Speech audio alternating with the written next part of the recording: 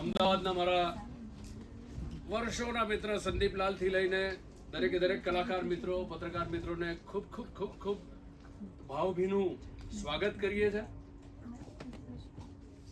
3-4 દાયકાથી આ સિનેમાની સાથે જીવ્યા પછી 2026માં 2025થી એક પ્રયત્ન અમે શરૂ કર્યો હતો કે આજની અદ્ભુત રીતે બનાવતી આ પેઢીની સાથે સાથે આપણે એ સમયમાં પણ કયા પ્રકારની ફિલ્મો બનાવવાના પ્રયત્ન કર્યા, એ મેકર્સ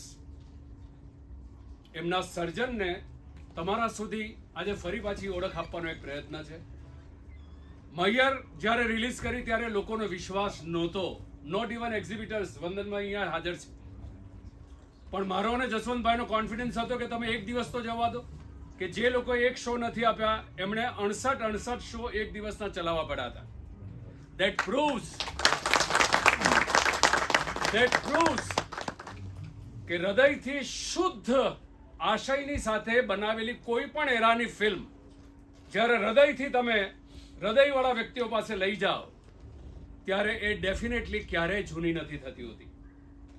આ એક ફિલ્મનો ચમત્કાર એ છે કે તમે છેલ્લા 1.5 વર્ષ દરમિયાનનો એક રિસર્ચ કરજો તમારા મોબાઈલની ઉપર, જે ફિલ્મોના સૌથી વધારે રીલ્સ ટ્રેન્ડ થયા છે અહીંયા અને પરદેશમાં કોઈ પણ પ્રયત્ન વગર, જે આજની પેઢી આજે પણ એટલા બધા ઉમંગથી જીવે છે, એ બધી ઘટનાઓ દર 6 મહિને 8 મહિને મારા આવા મિત્રો, પાછળ મારો સંદીપ બેઠો છે, એ પણ મારા એ જ એરાનો સાક્ષી છે, સાથી છે.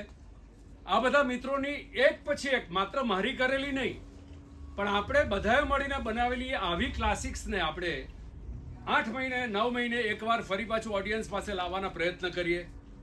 અને વધારે એટલા માટે નહીં કહું કે ફિલ્મનો જાદુ તો ધીમે ધીમે 20 મિનિટ પછી તમારી પર છવાવાનો શરૂ થશે. આપણે ટેકનોલોજીની વાત કરતા હોઈએ છીએ, પણ એ સમયમાં જ્યારે ખૂબ જ ટાંચા સાધનો સાથે જ્યારે નેગેટિવ ઉપર અમે લોકો શૂટ કરવાના આ બધી જ જદ્દોજહમત કરતા હતા, એ વખતે પણ આજે જોઈએ ત્યારથી કે એ સમયમાં અમે આવી ફિલ્મો બનાવી શક્યા. એ જાણ લોકો સુધી પહોંચે, એક આજના જનરેશન સુધી પહોંચે, અને એમાં સૌથી વધારે આપણી ગુજરાતી સિનેમા સૃષ્ટિ વિશે એક ચર્ચા શરૂ થાય લોકોની વચ્ચે, નવા જનરેશન વચ્ચે. એ પ્રયત્ન છે, કોઈ વ્યાવસાયિક પ્રયાસ નથી.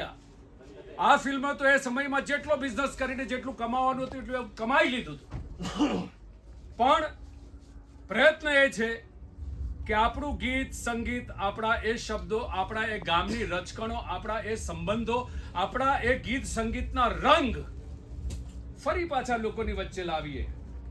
તો આ જ બધી ફિલ્મો આપણા માટે ઉત્સવ બની જાય એમ છે. પાલવડે બાંધી પ્રીત એનું જ આ બીજું પગથિયું છે. અરવિંદભાઈ જે મૂળિયાની સાથે સખત રીતે જોડાયેલા છે આપણી સંસ્કૃતિના, એ દોહા છંદ હોય કે લોકકથા હોય કે કોઈ પણ રેફરન્સ હોય, જેમની સાથે કલાકો સુધી તમે ચર્ચા કરી શકો. જસવંત ગાંગાણી જામનો એક નિર્માતા હોય કે એ સમયમાં એની જીદની ઉપર આ પ્રકારના સર્જન કરી શકીએ, તો આપણે એમને એક ટ્રિબ્યુટ, આપણે એમને એક સલામી આપવી બહુ જરૂરી છે. સૌથી મહત્વની વાત, સિનેમા એક એવું માધ્યમ છે કે તમે આજે એ સારું કર્યું તો પણ સારી હિસ્ટ્રી છે જે છપાઈ જવાની છે દાયકાઓ પછી પણ, અને તમારાથી જો ખરાબ સર્જન થયું હશે એ પણ ક્યારે ભૂલાવાની નથી, કારણ કે 20-25 વર્ષ પછી પણ રિવાઇન્ડ કરીને તમારું નેક્સ્ટ જનરેશન જોવાનું છે. અને એટલે જ્યારે પણ અમે સર્જક મિત્રો ચર્ચા કરતા હોઈએ કોઈક અદ્ભુત રીતે કાર્ય કરવાનું, તો એની પાછળની ભાવના હોય છે, કાલે તમે નહીં હો, હું નહીં હોઉં, આપણે નહીં હોય, પણ આપણી ફિલ્મો સદાકાળ રહેવાની છે. અને એ જ કારણસર આપણા બધાની એ ઉષ્માની જરૂર હોય છે. તમે બધા આજે અમારા ભાવભર્યા આમંત્રણને માન આપીને આવ્યા છો, એ બદલ ખૂબ ખૂબ આભારી છું. અને આ અનુભવ જો તમને 2-2.5 કલાકના સમય દરમિયાન ક્યાંક અહીંયા સ્પર્શે, તો લોકોની વચ્ચે એ જ વાત કરજો કે આપણે પણ આપણી ભાષાની અંદર અદ્ભુત ફિલ્મોનું નિર્માણ કર્યું છે. આપણી ભાષાની ફિલ્મોએ ક્યાંય નીચા જોવાની જરૂર નથી. સારા અને ખરાબ સર્જન દરેક ભાષામાં થતા હોય છે. કોઈ પણ નિર્માતા ક્યારે બધા જ સર્જનો અદ્ભુત ના કરી શકે, પણ હંમેશા એક વાતાવરણ બાંધવાનો પ્રયત્ન કરવામાં આવે જ્યારે ફિલ્મો રિલીઝ થાય આજના દોરની, ત્યારે પણ તો ટીકાકારોને પણ તમે જવાબ આપી શકો. તમે કયા જમાનાની વાત કરો છો? અમારે ત્યાં તો 40 વર્ષ પહેલા પણ આ ફિલ્મો બનતી હતી, 70 વર્ષ પહેલા પણ એ સમય સંજોગો પ્રમાણેની અદ્ભુત ફિલ્મો બની છે. અને આજનો મારો નિર્માતા, આજનો મારો દિગ્દર્શક પણ દિવસ રાત એક કરીને જે સિનેમા લાવવાના પ્રયત્ન કરે છે, વખાણ ના કરી શકો તો એ જ રાતે બેસીને માત્ર વખોડવાના પ્રયત્ન ના કરશો.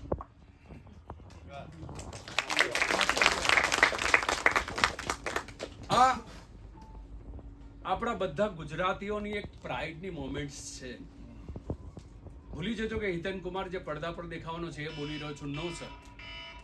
પણ આપણે બધા સિનેમા સાથે સંકળાયેલા છીએ, ભાષા સાથે સંકળાયેલા છે, અને આપણી આટલી જીદથી આ પ્રયત્ન નહીં કરીએ ને તો 20 વર્ષ 25 વર્ષ પછી આપણા ઘરમાં ગુજરાતી ભાષા વાંચનારું એક બચ્ચું નહીં હોય.